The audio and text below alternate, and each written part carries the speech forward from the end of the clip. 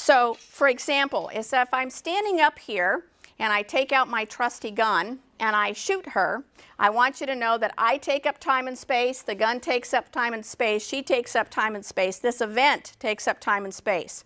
And what we know is that reality is always time times space equals reality. 15 minutes later when the police come, because they will come, each one of you will have a different story about that particular event.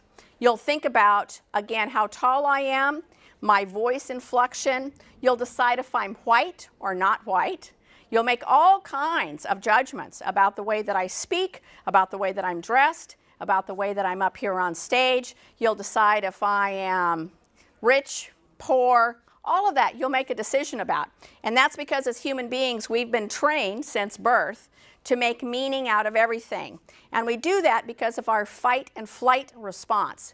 We're trained to make meaning out of things because it's a survival instinct to do that. So part of mindfulness is making sure that you're not in judgment all of the time. So when I talked about the what skills, there's also the how skills then, again, about mindfulness. So if I'm going to choose mindfulness, what I need to make a decision about is my judgments. And we all make judgments all the time. And so is that helpful in any particular situation?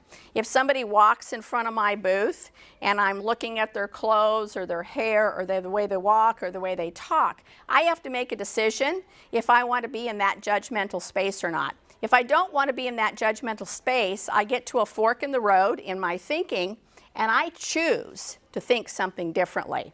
And that's what mindfulness is about.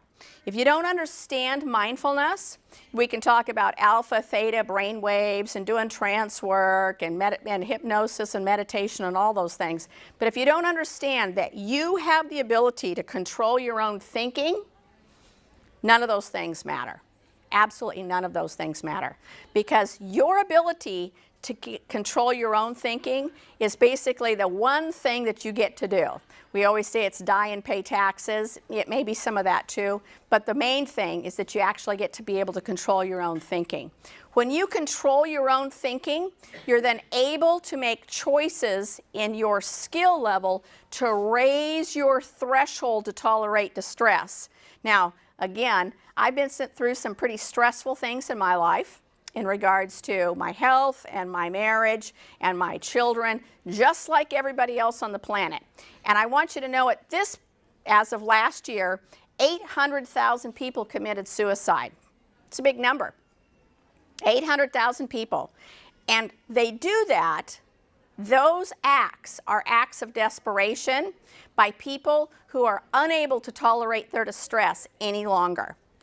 We used to, thousands of years ago, teach distress tolerance skills. It was taught by the elders, by the grandmothers, by the great-grandmothers, by the great-great-grandmothers.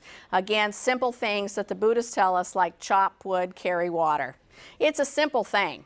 If I have something that I'm thinking about that I find distressing, one of the things that I can do is just simply do the dishes. We don't teach that skill anymore.